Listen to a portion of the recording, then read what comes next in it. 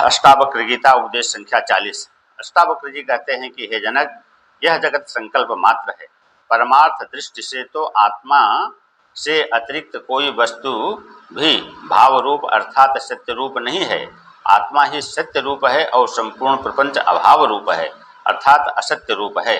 आत्मा किसी की दूर नहीं है और आत्मा परिच्छिन्न भी नहीं है, क्योंकि सर्वत्र व्यापक है। इसी वास्ते आत्मा नित्य ही प्राप्त है। मन के संकल्प के वश में अज्ञानी पुरुष आत्मा को अप्राप्त की तरह मानते हैं।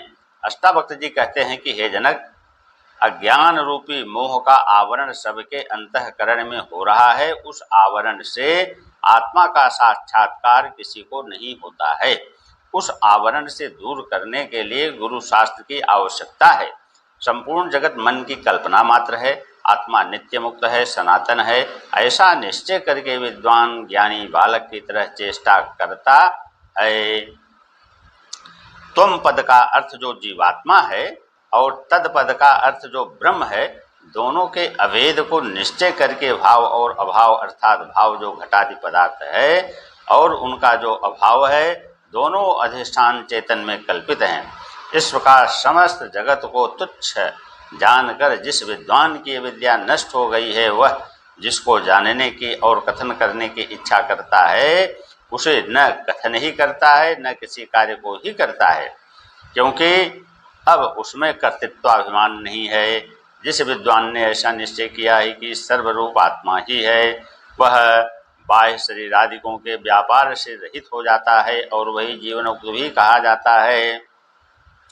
अष्टावक्र जी कहते हैं कि हे जनक, जिसका मन संकल्प विकल्प से रहित हो गया है, जिसको न विक्षेप होता है और न एकाग्रता के लिए उद्यम करना होता है, क्योंकि जिसको विक्षेप होता है वही निरोध के लिए यत्न करता है। उसको पदार्थों का अत्यंत ज्ञान या मूर्खता नहीं होती है और न उसको विषयजन्य सुख या दुख होता है, क्योंकि वह केवल आत्मानंद में मग्न है।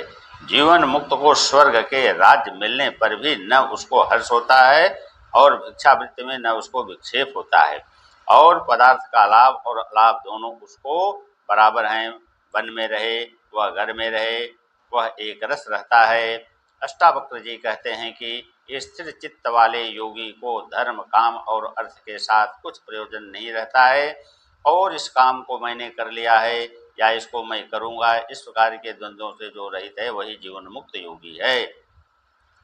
जीवन मुक्त पुरुष की कोई क्रिया अपने संकल्प से नहीं होती है और न कुछ उसको करने योग्य कर्म बाकी रहता है, क्योंकि उसको किसी पदार्थ में राग नहीं है और राग के बिना कोई कृत्य कर्म नहीं है।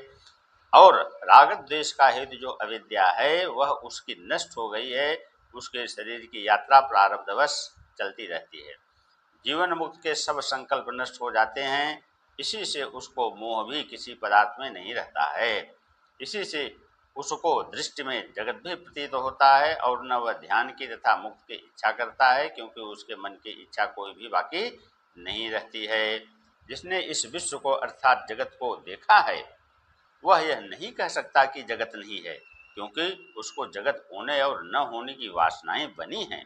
और जो निर्वासनिक पुरुष है वह जगत को देखता हुआ भी नहीं देखता है, क्योंकि वह सुषुप्त युक्त पुरुष की तरह मन के संकल्प और विकल्प से रहित होता है।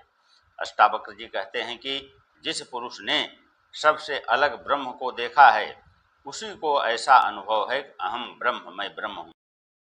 जिस पुरुष ने अपने में विक्षेपों को देखा है, वही विक्षेपों को दूर करने के लिए चित्त के निरोध की चिंता को करता है। जिसको कोई विक्षेप नहीं रहता, वह विक्षेप के दूर करने के लिए चित्त का निरोध भी नहीं करता है।